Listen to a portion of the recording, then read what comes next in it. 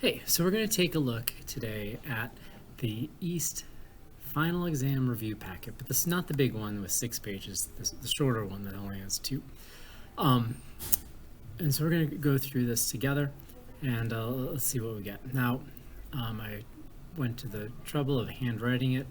Wish I just had the handout, but and you'll notice that sometimes I don't have the full problem written, and I'll bring that up as we go. I'm going to turn off the webcam because it's distracting to me, but it's good to see you.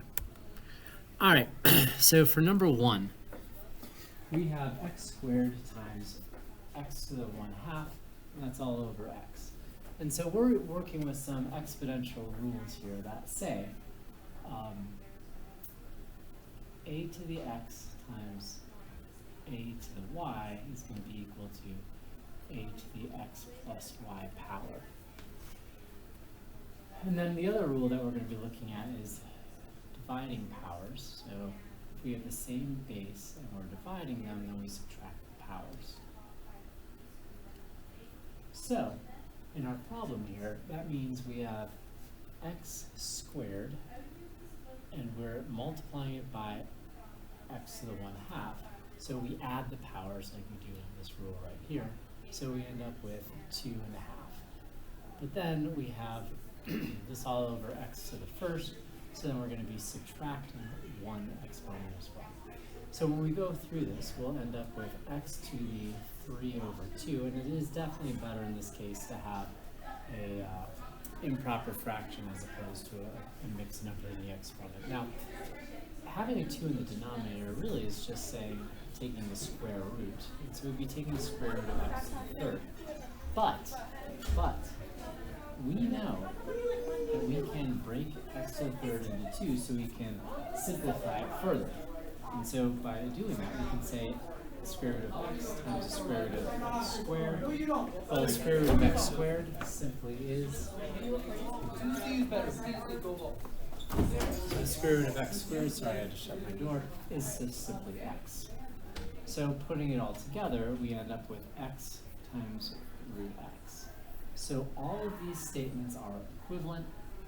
Well, if you have a multiple choice test, pick the one that is listed. All right, for number 2, we're dealing with logarithms, which are the inverse cousin of exponential rules. And in this case, it's very similar. When we're adding, we're going to be multiplying these exponents, which is really the inverse of what we talked about right here. So if I have the log of, say, x plus the log of y, that would mean it would be equivalent to saying the log of x, y.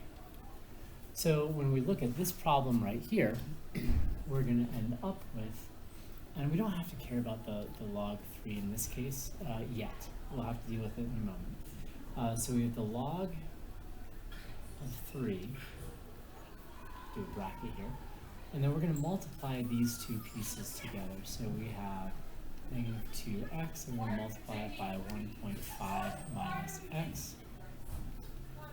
And that's all equal to 2. Well, okay, well, let's distribute. So we get the log of 3 of negative 2x times negative x is 2x squared. Negative 2x times 1.5 is equal to negative 3x, and that's all equal to 2. Now, with exponents and logs, we know that this can be written in exponential form. And this number right here, that's the base. This number right here, that's the exponent, which leaves this as the result. So in other words, the log in base 2 of, let's say, 8 is equal to 3, because 2 to the 3 is 8. So looking at this, that means that 3 to the 2nd has to equal 2x squared minus 3x. Well, 3 squared is 9, right? So we're left with, this is equal to 9. And we have an x squared, therefore we have a quadratic relationship. To solve a quadratic relationship, we need to factor and solve. So to factor it, we need it equal to 0.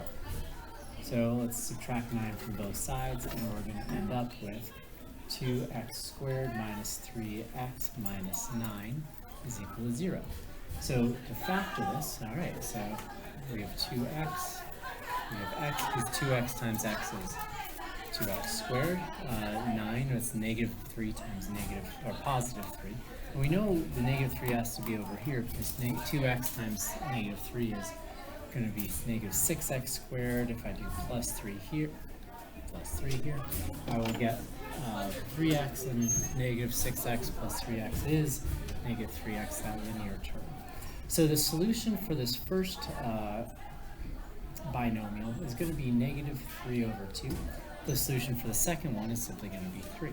So I have two answers, which is a bit weird, but all right. So remember, this result here, or each one of these, we have 3 squared. So and we're going to get this. Now we know that if we square something, we have to have a positive result, right? So. Alright, so if I plug in 3 to negative 2x here, it's negative 6. That's not really going to be possible, is it? So I can safely say that this is not a viable option.